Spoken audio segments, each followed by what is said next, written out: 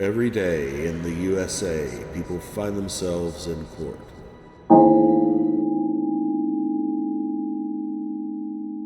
Lydia Stafford is next. Judge. Lydia Stafford. What are we doing here? This is the one the state was seeking to verify some things that Ms. Solomon provided to the state. I'm going to mute right now.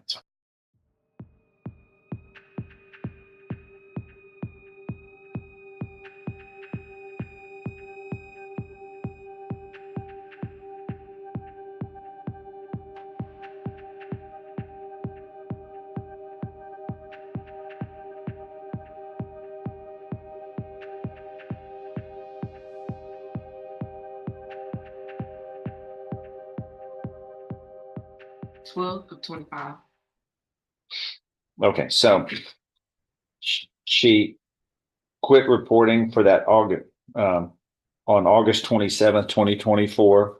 And then she was absconder, I guess. She was to report monthly. Yes. And so we get August, September, October, November, December, January, where? And she was arrested in March of 25. February and March, 7 months goes by. And then she gets arrested. She didn't report. She gets arrested. Yes. 340 days. Credit. So far. All right.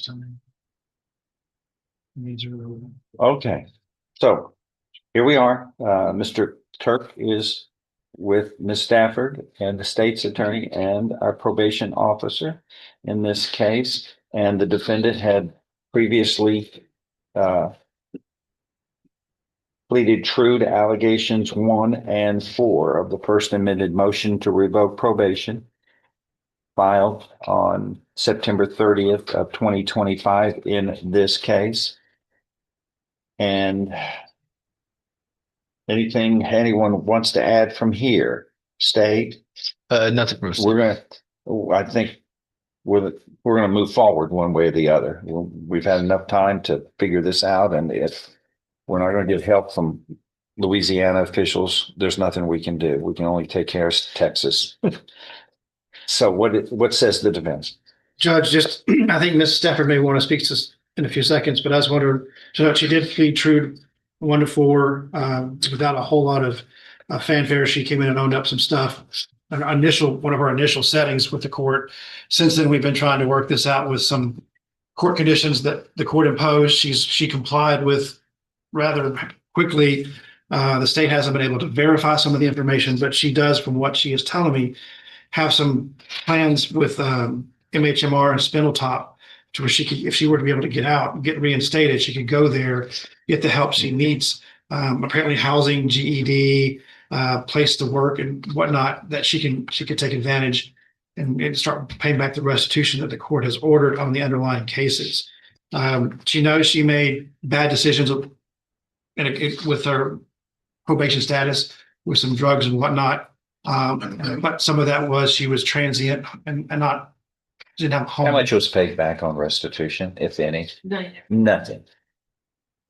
So, but she was homeless, judge, without a job. And so if she could get help with getting a job, that might lead. Didn't stop her from committing a burglary. Didn't stop her from using drugs.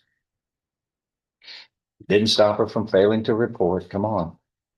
I mean, She has been doing well, and she has been incarcerated. She's clear-headed, hasn't had to worry with drugs. I think she's seen the. I agree. I think she's seen the error of her ways, and incarceration seems what's best for her and her actions. It seems certainly has not proved to be a harm to the general public, except for the costs of the taxpayers to house her.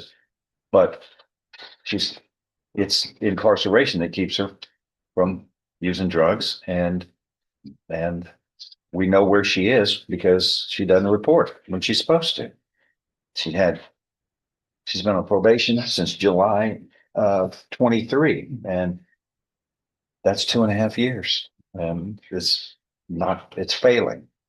She's had a fair opportunity. Question is, what do we do? And I hear you want to continue on probation. What's the state say? Your Honor, she still owes the $23,835. She hadn't paid a dime. No, sir.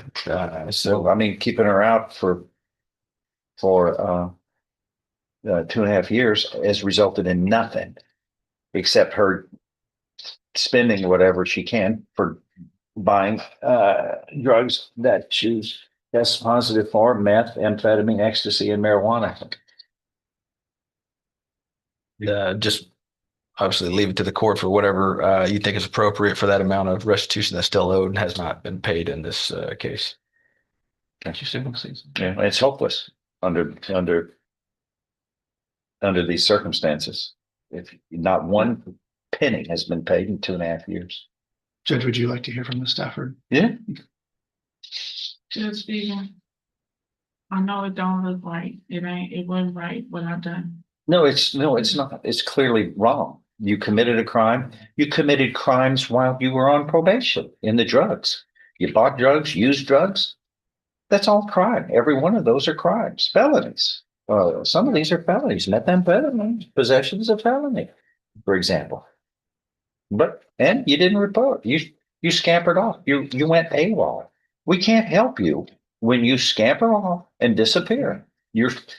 That's the one thing you have to do. If you can't do anything else, is you've got to report regularly, or else you're really not on probation.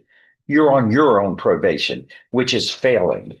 Your probation, while you supervised yourself, you went out and got into drugs. So If you give me a chance to prove. I gave you the chance, ma'am, when we placed you on probation the first time. How many chances do you get? How many chances? Everybody is subject to the same thing. We told you hey, as you know, the actions have consequences. And if you violate your probation, only one violation is enough to grant a motion to revoke probation. Your probation can be revoked. You can be sentenced up to, in this case, up to 10 years in prison, even though this was a second-degree felony.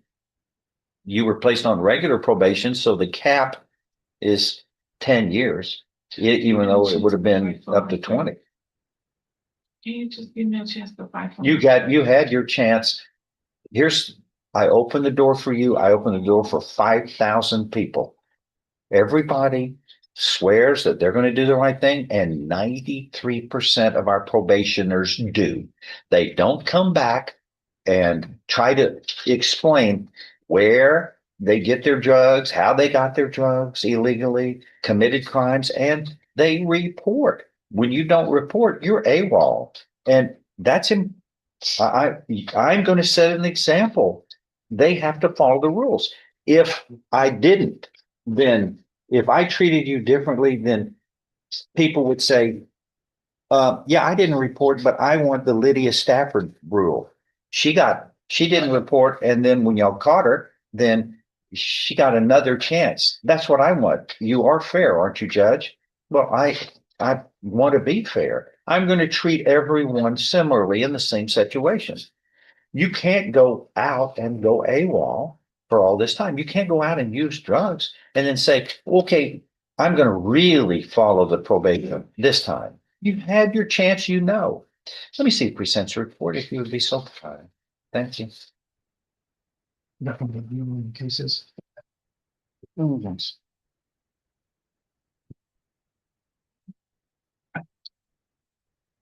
And you were originally charged with 4 separate burglaries of homes, and the state proceeded just on one. No, Your Honor, she's on probation for all 4. All 4? Yes, sir. Okay, hold on.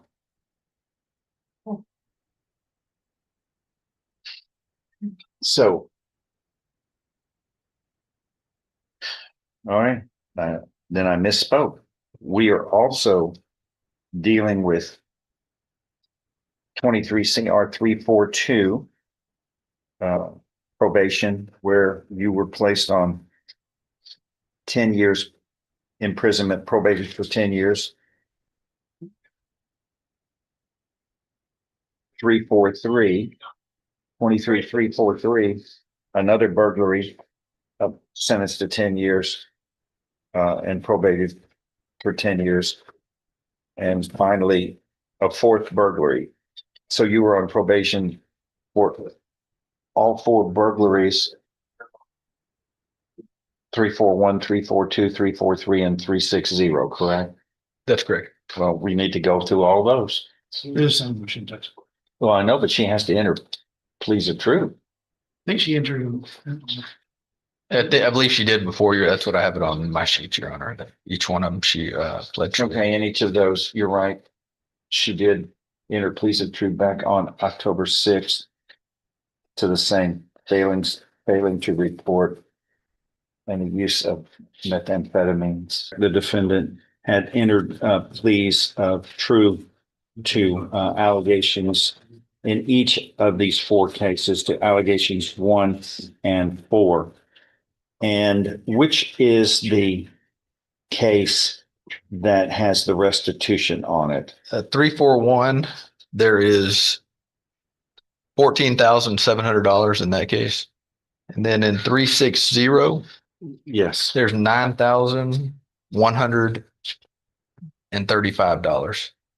It's $9,135. And the total that I have is $23,835. Okay, good. Thanks. Yes. All right, anything else to add from anyone here? Judge, Yes. I get the sense of where this is headed, so just making the argument that Mrs. Stafford has been entirely compliant with everything the court has requested of her up to this date. She has been trying. No, she has not. Well, since She submitted the revocation. those are all serious violations. Yes, sir. And she pled true, and the court had requested some information from her. She provided the court with information. The state had yet to verify it.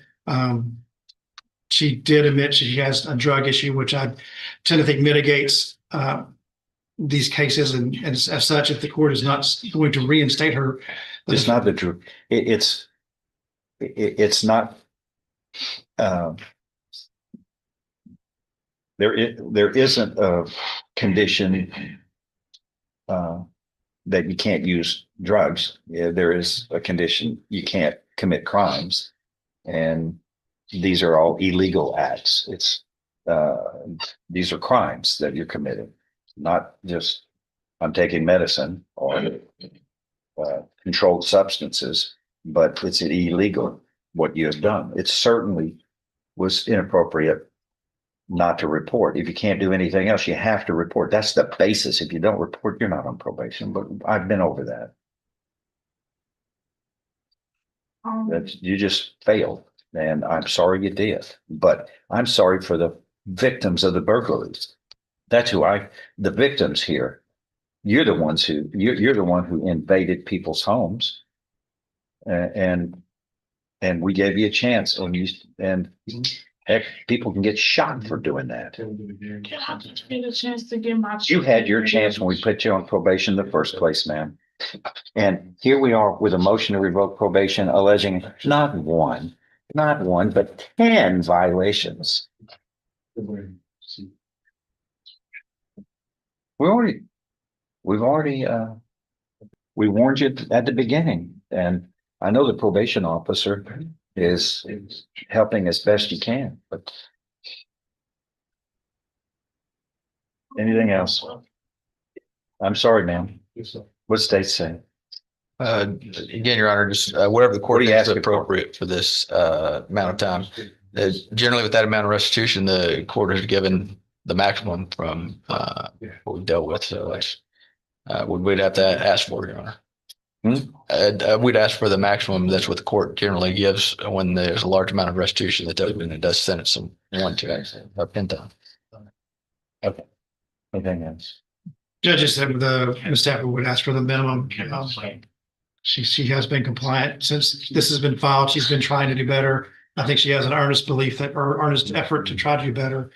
Drugs did cloud her decision making and made it more. It wasn't the drugs. It was her choices that fouled up. Here's what we're going to do, Ms. Stafford. In cause numbers 23 CR 342 and 343, the court finds that you have pleaded true voluntarily, knowingly, intelligently, and also in cause numbers 341 and 360, you have pleaded true to allegations in each of these cases, to allegations 1 and 4, voluntarily, knowingly, intelligently. That is enough to grant these motions to revoke probation by a preponderance of the evidence or greater, and your probations are subject to revocation. I am hereby revoking your probations for your violations of probation in cause numbers 23, 342 and 343. Your probations are revoked in those cases, and you are hereby sentenced to confinement in the institutional division of the Texas Department of Criminal Justice to serve a term of 5 years. You will be given credit for time you have served in accordance with these cases, which should, there's just at least 340 days. And that will limit the time you're going to be in prison. It will limit it. In cause numbers 341 and 360, the court finds that there is enough evidence to revoke your probation in those cases. I am going to nonetheless continue you on probation on those two so that you can pay something back to these poor people who I feel sorry for. You still owe restitution in the amount of $14,700 in cause number 341, that burglary of a home, and restitution of $9,135.